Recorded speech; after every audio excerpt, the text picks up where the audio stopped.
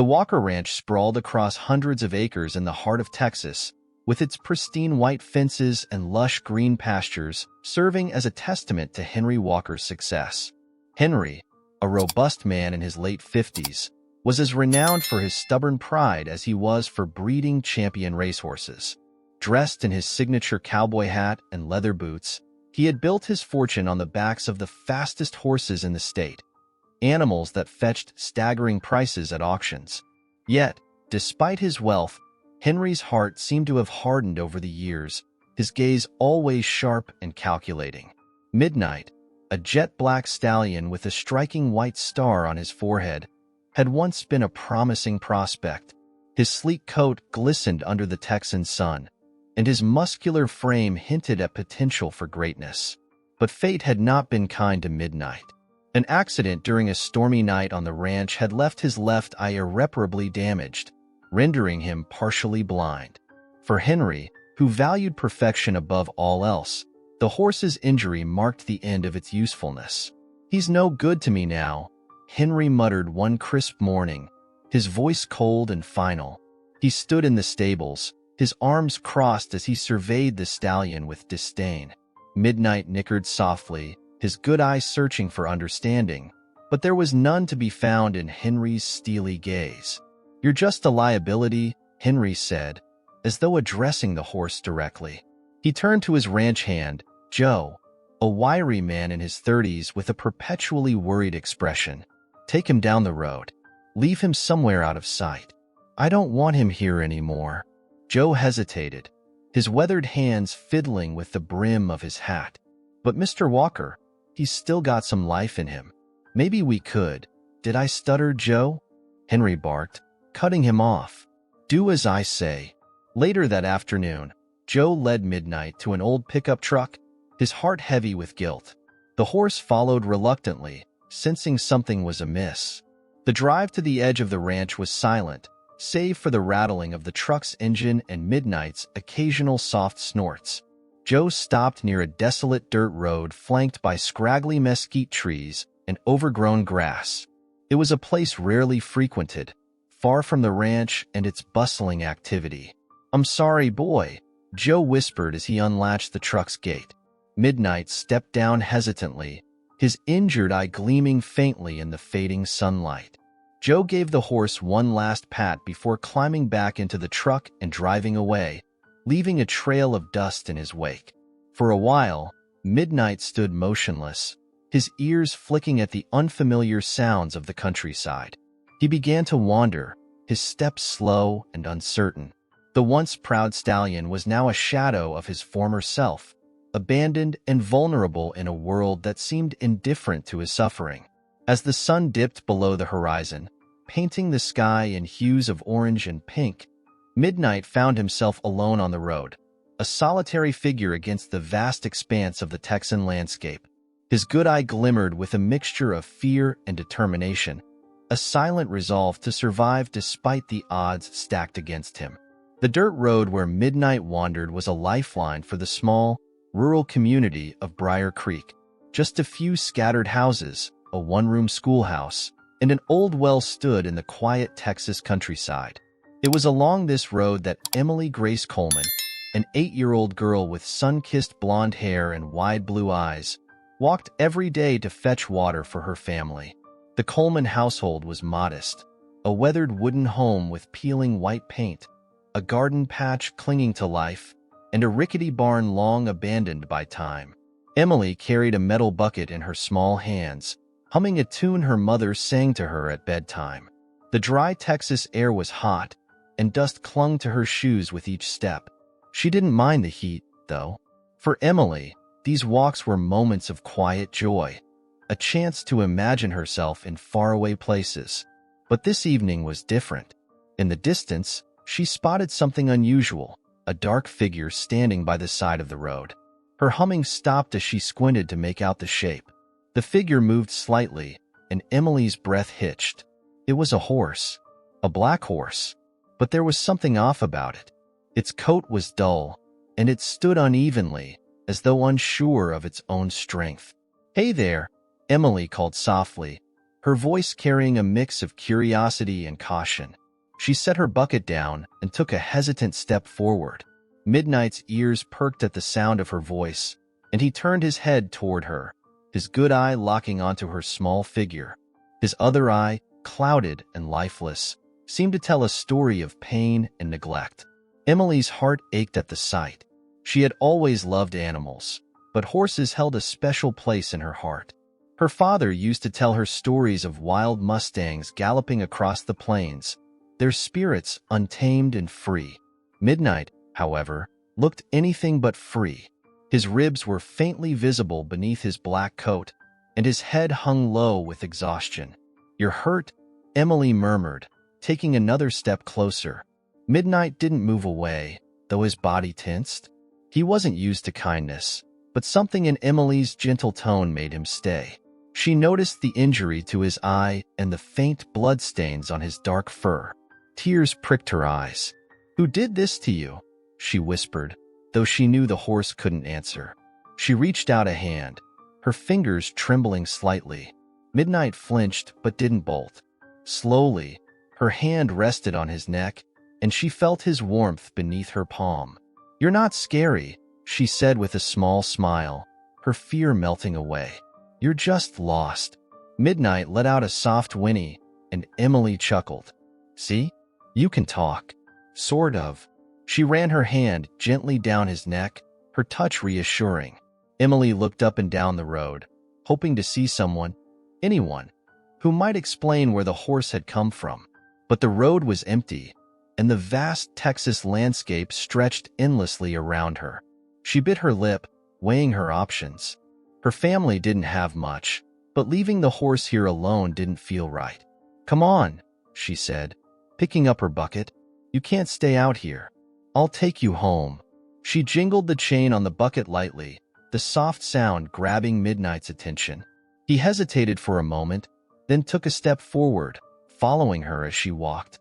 Emily led him to the abandoned barn beside her house, her heart racing with both excitement and worry. What would her mother say? How would they care for a horse? She pushed those thoughts aside as she opened the barn door, the creak echoing in the stillness. The barn was dusty and smelled of old wood, but it would have to do. "There you go," she said, guiding Midnight inside. She found a pile of hay in the corner and dragged it over, her small arms straining under the weight. Midnight watched her quietly, his good eye filled with a flicker of hope. As she stroked his mane, Emily whispered, "You're not alone anymore. I'll take care of you. I promise." Emily's home stood just a few yards from the old barn, its faded paint and sagging roof a testament to years of hardship. Inside, her mother, Sarah Coleman, moved about the kitchen, preparing a modest dinner of cornbread and beans. Sarah was a strong woman, her hands calloused from years of labor, yet her face carried a softness when it came to her daughter. She was used to Emily's long walks to fetch water, so when the little girl didn't appear as expected, worry began to creep in. "Emily?" Sarah called out from the front porch, her voice carrying into the evening air. There was no response. Emily, meanwhile, was crouched in the barn beside Midnight, her young mind racing with ideas on how to help him. She had fetched an old blanket from a corner of the barn and draped it over his back to shield him from the night chill. But the horse's injured eye demanded her attention, and she knew she couldn't ignore it. "I'll be right back," she whispered to Midnight, giving him a gentle pat before darting out of the barn. Sarah met her daughter halfway, a mix of relief and concern on her face. "Emily Grace Coleman, where have you been? I was about to send someone looking for you." Emily hesitated, her hands fiddling with the hem of her dress. "Mama, I found something. Or someone. You have to come see." Sarah narrowed her eyes, a familiar look of motherly suspicion. "What is it, Emily?" "It's a horse," Emily blurted out, unable to contain herself. "He's hurt, Mama. He needs help." "A horse?" Sarah's eyebrows shot up. "Where on earth did you find a horse?" "By the road. He's been abandoned, Mama. Please, just come look." "He's in the old barn," Sarah sighed, wiping her hands on her apron. "All right, Let's see this horse of yours." When they reached the barn, Sarah's breath caught at the sight of Midnight. The stallion stood quietly, his head low but his ears flicking toward the sound of their footsteps. Sarah took in his emaciated frame, the dullness of his coat, and the injured eye. Her heart softened despite the practical voice in her head warning of the burden this would bring. "Emily," she began, kneeling down to her daughter's level. "We don't have the money or the means to care for a horse, especially one in this condition." "But Mama," Emily pleaded, her voice trembling, "he's alone, just like us. We can't leave him. He trusts me." "Look." Emily stepped forward, placing her small hand on Midnight's neck. The horse didn't flinch, leaning slightly into her touch. Sarah watched the interaction, her heart tugged in two directions, one by logic and the other by her daughter's unyielding compassion. "I don't know, Emily," Sarah's voice trailed off. "I can take care of him," Emily promised. "I'll feed him, and I'll make sure he gets better." "Please, Mama," Sarah sighed deeply, running a hand through her hair. "All right, but you'll have to find a way to make this work. No wasting food, and no taking time away from your chores. Understand?"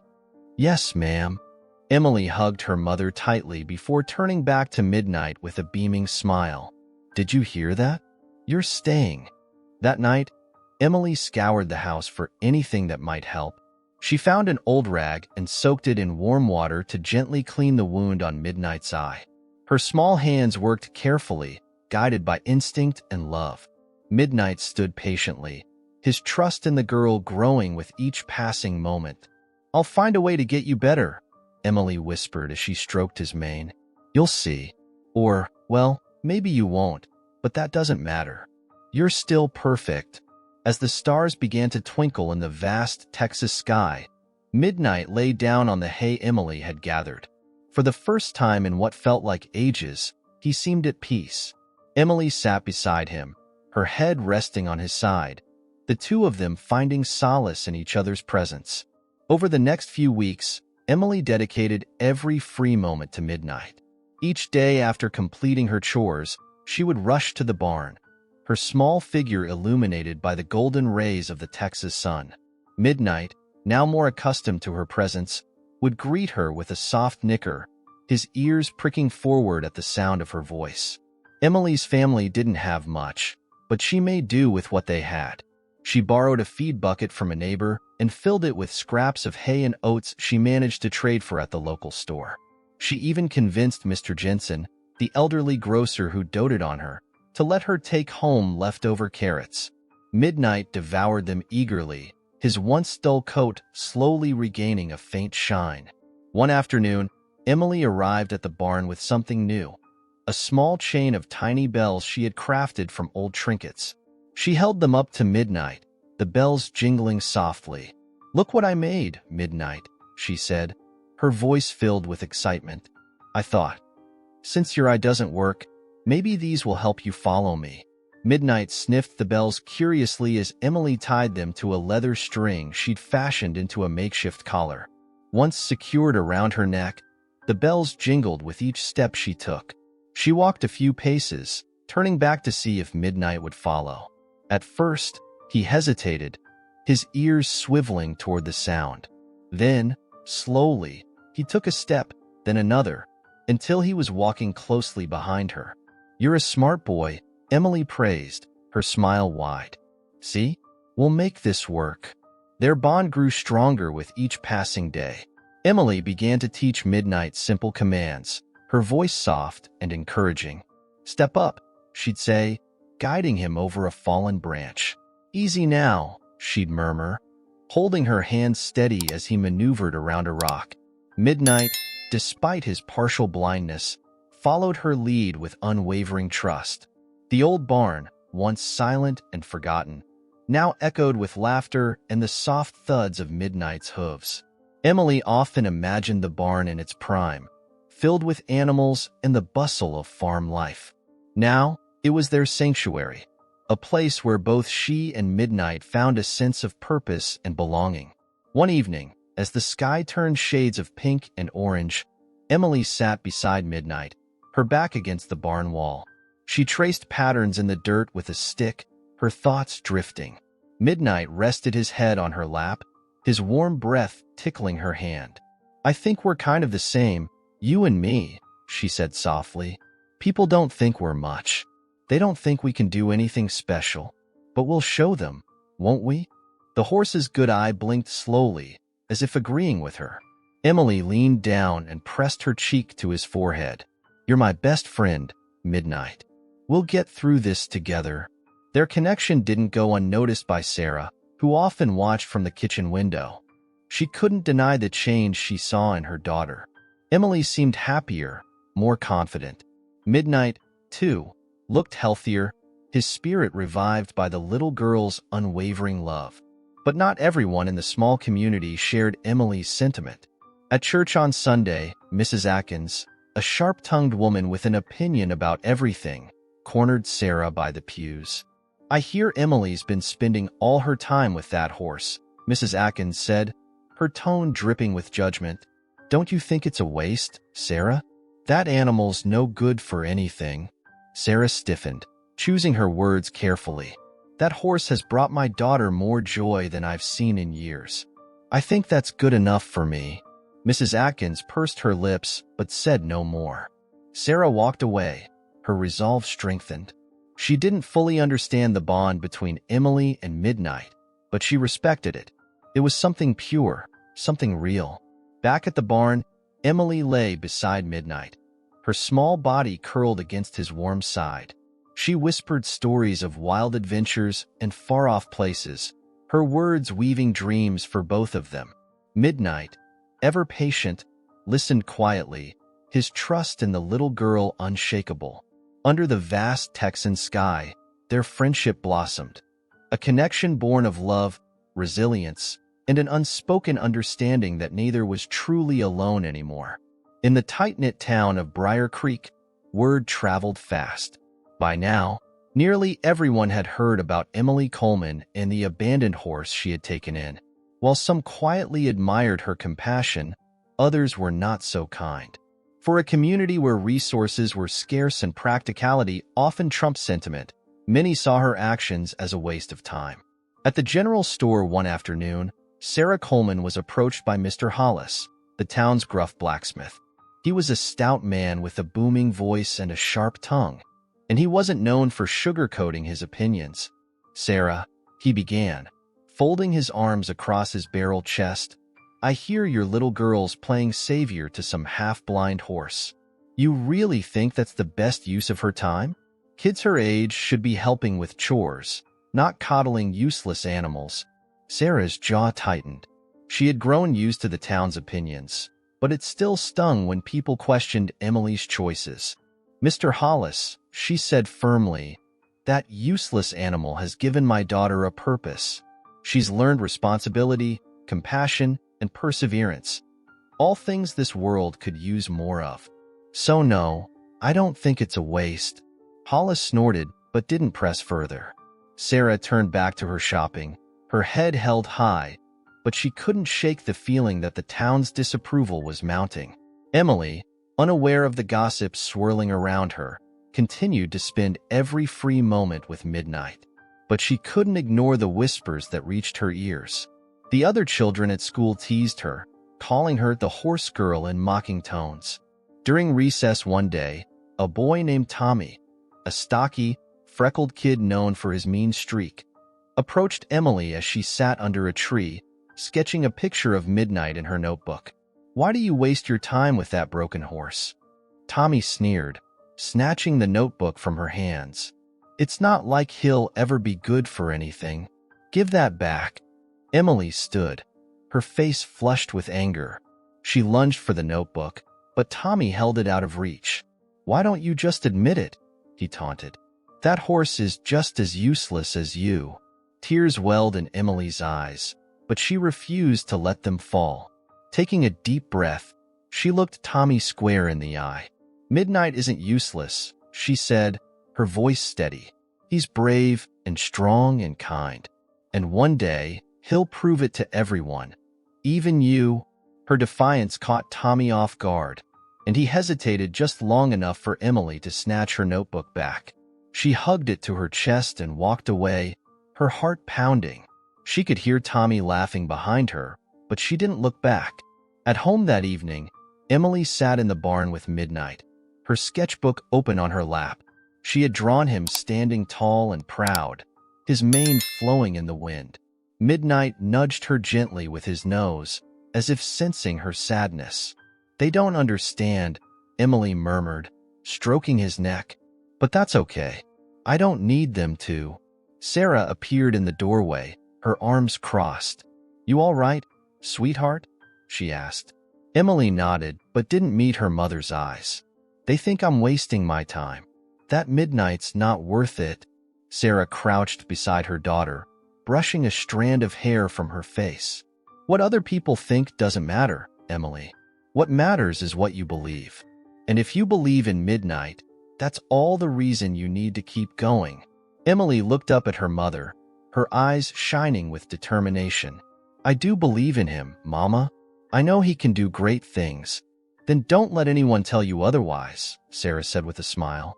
"Midnight's lucky to have you, and I think he knows it."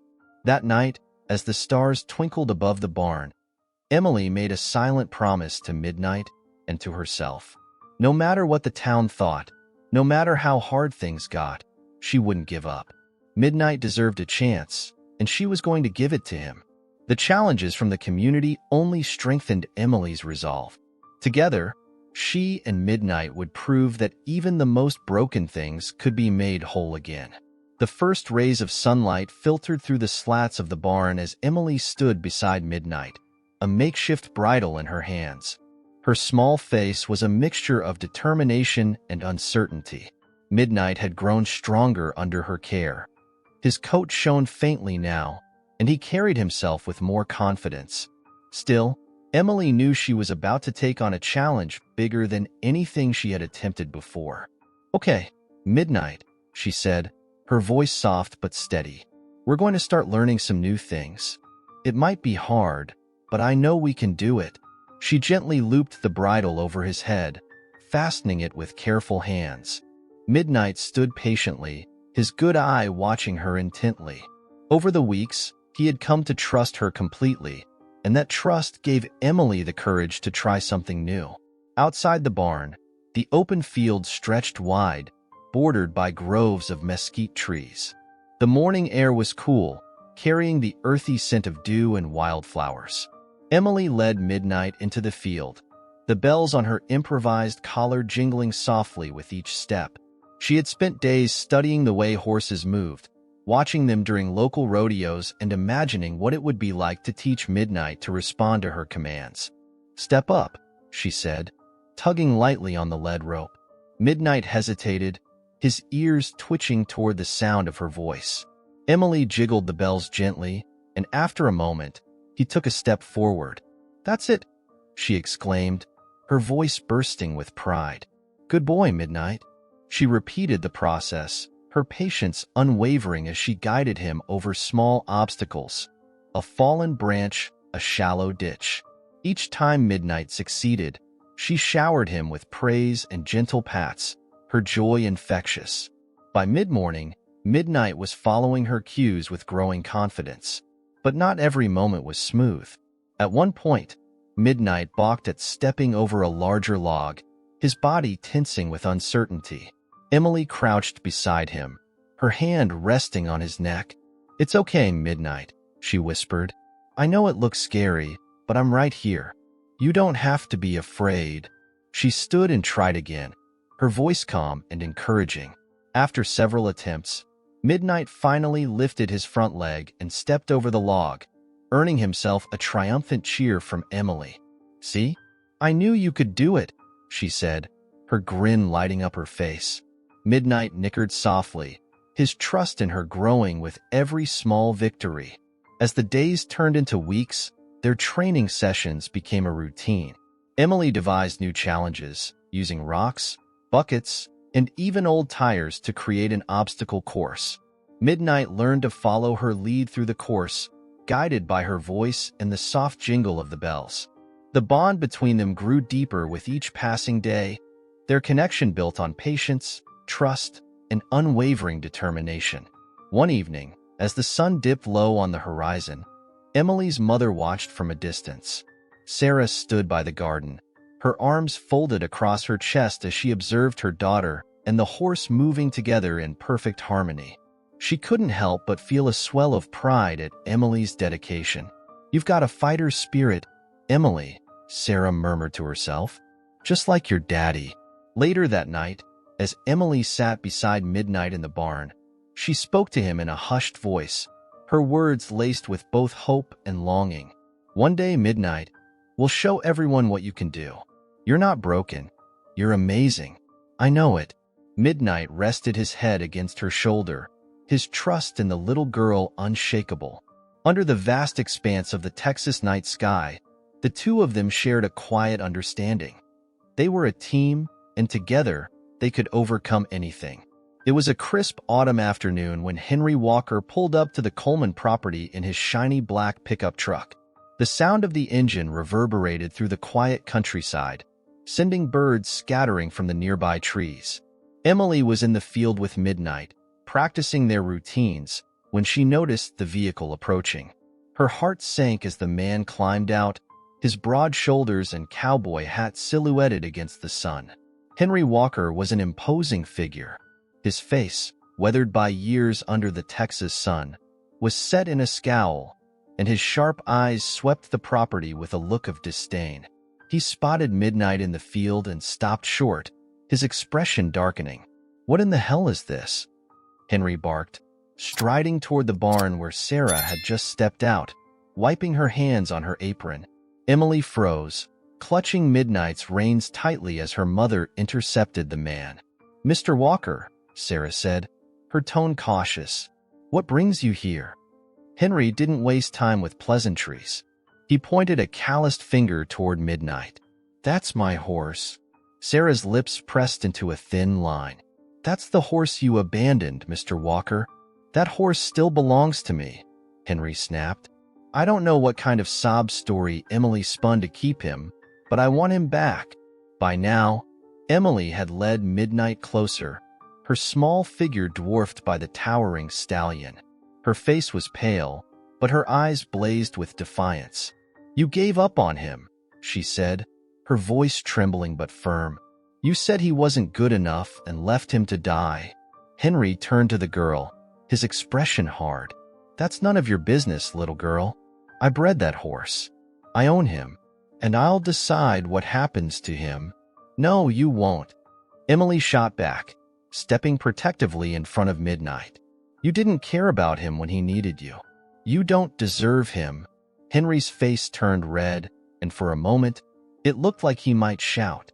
But Sarah stepped in, her voice calm but unyielding. "Mr. Walker, let's get something straight. Midnight has been under Emily's care for months. She's the one who nursed him back to health, who gave him a second chance. You forfeited any claim to him the day you dumped him on the side of the road." Henry's jaw tightened, and he glared at Sarah. "I don't care how much work the girls put in. That horse is mine by law." "Then take us to court," Sarah said evenly, meeting his gaze. "We'll fight you every step of the way." Henry seemed taken aback by her confidence, but his pride wouldn't let him back down. "Fine," he growled. "You'll be hearing from my lawyer." He stormed back to his truck, slamming the door so hard the windows rattled. As the engine roared to life and the truck disappeared down the dirt road, Emily turned to her mother, tears brimming in her eyes. "Mama, he can't take Midnight. He just can't." Sarah knelt down, placing her hands firmly on Emily's shoulders. "He won't, sweetheart. We'll fight this, I promise. Midnight belongs to you now. No one can take that away." Emily looked over at Midnight, who nudged her gently with his nose, as if to reassure her. She wiped her tears and straightened her shoulders. "We'll show him, Mama. Midnight's not just any horse. He's special, and I won't let him take that away." Sarah hugged her daughter tightly, her heart swelling with pride. "That's my girl. We'll fight this together." The confrontation with Henry marked the beginning of a storm that threatened to disrupt the fragile peace Emily and Midnight had found. But instead of breaking her resolve, it only strengthened Emily's determination. Midnight wasn't just a horse. He was her partner, her friend, and her proof that even the most abandoned things could become extraordinary with a little love and effort. The weeks following Henry Walker's visit were a whirlwind of tension and uncertainty. True to his word, Henry filed a claim in the local court, asserting that Midnight was his property and demanding the horse's immediate return.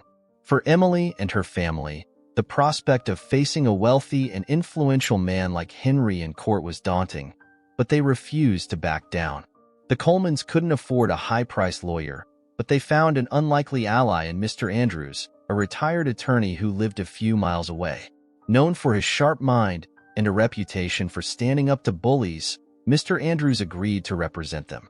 His weathered face and slow drawl belied a fierce intellect, and he quickly set to work preparing their case. "Here's the thing, Emily," Mr. Andrews said one evening as they sat around the kitchen table. "The law's on Henry's side when it comes to ownership, but abandonment changes things.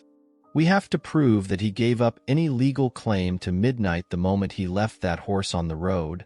Emily nodded, her small hands gripping the edge of the table.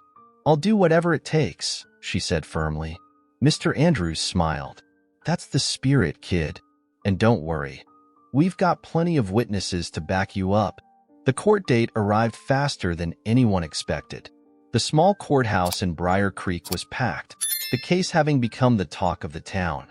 On one side sat Henry Walker, flanked by his sharp-suited lawyer and a few of his ranch hands. On the other side were the Colemans, with Emily sitting between her mother and Mr. Andrews, clutching a small bell from Midnight's collar in her hands for comfort. Henry's lawyer opened the proceedings with a confident argument, citing property laws and emphasizing Henry's years of experience as a horse breeder. "My client has a vested interest in the welfare of this animal," the lawyer said smoothly.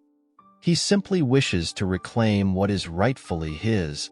Emily clenched her fists under the table, anger bubbling in her chest. But Mr. Andrews leaned over and whispered, "Patience, Emily. We'll have our turn." When it was Mr. Andrews' time to speak, he stood slowly, adjusting his glasses. "Your Honor," he began, his voice steady and clear. "This case isn't about property. It's about responsibility. Mr. Walker abandoned Midnight when the horse was injured and no longer useful to him. My client, young Emily Coleman, stepped in and gave that horse a second chance." He gestured toward Emily, who swallowed hard and stood when the judge called her to testify. Her small stature and earnest expression immediately drew the room's attention. "Emily," Mr. Andrews said gently, "can you tell the court how you found Midnight?" Emily nodded, her voice trembling slightly but growing stronger with each word. She described finding the injured horse on the side of the road, her efforts to care for him, and the bond they had built. Her sincerity was evident, and even some of Henry's supporters shifted uncomfortably in their seats. "And what have you accomplished with Midnight since then?" Mr. Andrews asked. Emily held up the small bell. "I made this for him because he can't see well. I've taught him how to follow me and listen to my voice. He's not just a horse to me. He's my friend." When Mr. Andrews finished, the judge turned to Henry. "Mr. Walker, can you explain why you abandoned Midnight?" Henry bristled under the judge's scrutiny. "I didn't abandon him," he said defensively. "I made a business decision. That horse was a liability." "And yet, Emily managed to rehabilitate him," Mr. Andrews interjected. "Doesn't that speak to his value, not as property, but as a living creature?" The courtroom fell silent as the judge considered the arguments. After what felt like an eternity, he spoke. "This case is not just about ownership, but about responsibility. Based on the evidence presented, I find that Mr. Walker forfeited his claim to the horse when he abandoned it. Midnight legally belongs to the Coleman family." The room erupted in murmurs, and Emily felt tears streaming down her cheeks as she turned to her mother, who pulled her into a tight hug. Across the room, Henry sat stiffly, his face a mask of anger and humiliation. As the gavel fell, Emily whispered, "We did it, Midnight. We really did it." That night, back at the barn, Emily wrapped her arms around Midnight's neck, her tears soaking into his mane. "You're really ours now," she whispered. Midnight snorted softly, nudging her shoulder as if to say he had known all along. With the legal battle behind them, Emily was determined to prove to everyone, and to herself, that Midnight was capable of greatness. She had heard about the Texas Junior Equestrian Showcase, a local competition that featured various challenges, from obstacle courses to precision riding. It was a far cry from the polished rodeos where Henry Walker's horses usually competed, but for Emily, it was the perfect opportunity to show what Midnight could do. "Mama, can we sign up?" Emily asked one evening, clutching the competition flyer. "I've been training Midnight every day. I know we can do it." Sarah hesitated. The entry fee, though modest, was still a stretch for their family's tight budget. But seeing the fire in Emily's eyes, she couldn't bring herself to say no. "If you're sure." "Sweetheart," Sarah said, "we'll find a way." Emily threw her arms around her mother. "Thank you, Mama. I promise we'll make you proud." The weeks leading up to the competition were grueling. Emily spent every spare moment working with Midnight, refining the skills they had practiced in the field. She introduced more complex obstacles and taught him to respond to subtle shifts in her weight and commands. Midnight, ever attentive, learned quickly, his trust in Emily evident in the way he followed her lead. Their training drew the attention of the community. Some watched with skepticism, still doubting that a partially blind horse could compete. Others, like Mr. Andrews and Mr. Jensen, quietly rooted for them, admiring Emily's determination. On the morning of the competition, Emily braided Midnight's mane and polished his coat until it gleamed. She wore a simple plaid shirt and jeans, her boots scuffed but sturdy.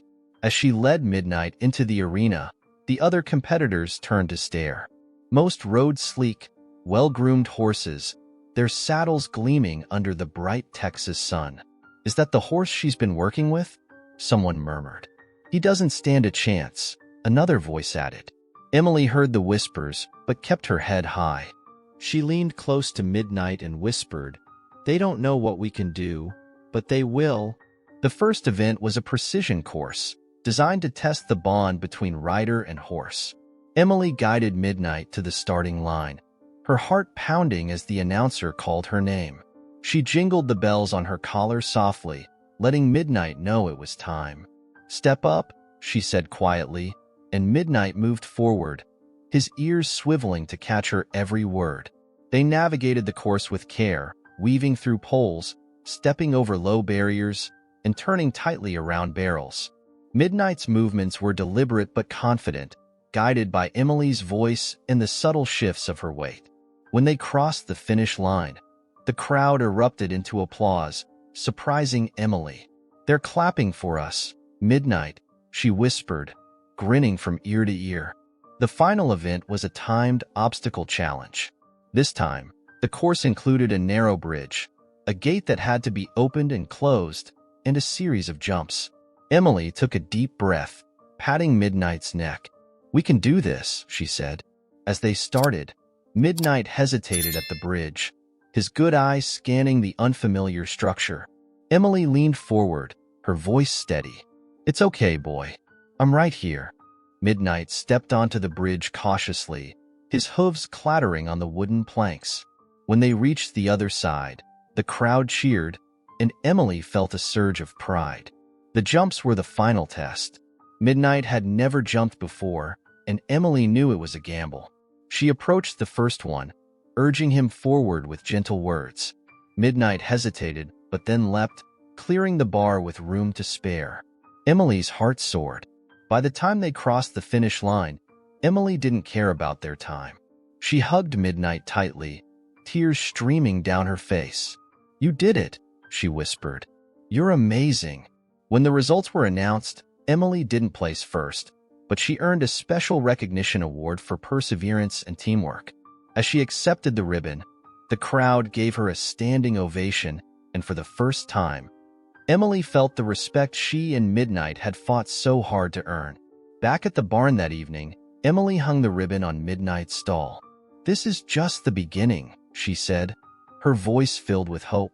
"We've got so much more to show the world." Midnight nickered softly, his good eyes shining with a light that hadn't been there before. The days following the Texas Junior Equestrian Showcase were filled with an unexpected buzz of excitement around Briar Creek. Emily and Midnight's story had spread beyond their small town, carried by whispers, local news, and the heartfelt admiration of those who had witnessed their performance. For a town where success often seemed reserved for the wealthy and the privileged, Emily's triumph symbolized something deeper: hope, resilience, and the power of an unbreakable bond. At home, the ribbon Emily and Midnight had earned hung proudly in the barn. Emily couldn't pass by it without smiling, her chest swelling with pride every time she saw it. Midnight, too, seemed to carry himself differently. The once dejected stallion now moved with a quiet confidence, his trust in Emily growing stronger with each passing day. Henry Walker, however, wasn't taking the loss well. Embarrassed and frustrated by the court's ruling and Emily's success, he avoided the public eye. For weeks, he refused to speak about the case or the competition, unwilling to acknowledge that the horse he had discarded had proven him wrong. But Henry wasn't the only one paying attention. One afternoon, as Emily and her mother worked in the garden, a polished black SUV pulled into their driveway. A tall, well-dressed woman stepped out, her boots clicking on the gravel as she approached. Sarah wiped her hands on her apron and greeted the stranger with a cautious smile. "Can I help you?" Sarah asked. "My name's Rebecca Martin," the woman said, extending a hand. "I'm with the Texas Equestrian Association. I heard about what your daughter accomplished with Midnight, and I wanted to see it for myself." Sarah's eyes widened, and she called for Emily, who came running from the barn with a smudge of dirt on her cheek. Rebecca knelt to meet Emily at eye level, her expression warm. "You must be Emily," Rebecca said. "I've heard so much about you and Midnight. Would you mind showing me what he can do?" Emily's heart raced as she led Rebecca to the barn. Midnight nickered softly when he saw her, and she stroked his neck before leading him into the field. Rebecca watched intently as Emily demonstrated the simple but remarkable skills they had honed: navigating obstacles, responding to voice commands, and moving in perfect harmony. When they finished, Rebecca clapped, her smile wide. "That's incredible, Emily.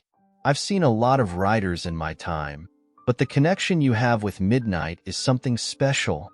Emily blushed, glancing at Midnight, who nudged her shoulder. "Thank you," she said shyly. Rebecca straightened and addressed Sarah. "With your permission, I'd like to feature Emily and Midnight in the next issue of our equestrian magazine. Their story deserves to be told, and if you're open to it, I'd also like to invite them to a regional showcase in Austin. It's a chance for Emily to show what Midnight can do on a bigger stage." Emily's jaw dropped, and she looked at her mother with wide eyes. Sarah hesitated, but seeing the hope and excitement on her daughter's face, she smiled. "We'd be honored," she said. The feature in the magazine brought Emily and Midnight unexpected attention. Letters poured in from across the state, some from children inspired by Emily's determination, others from horse owners who had found new hope for their own struggling animals. Local businesses even pitched in to help with travel expenses for the Austin showcase. At the regional event, Emily and Midnight once again defied expectations.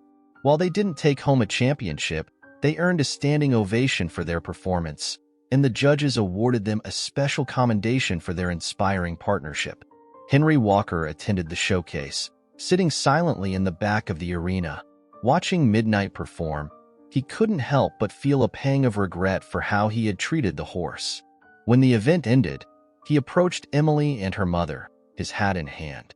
"Miss Emily," he began, his voice uncharacteristically soft, "I owe you an apology.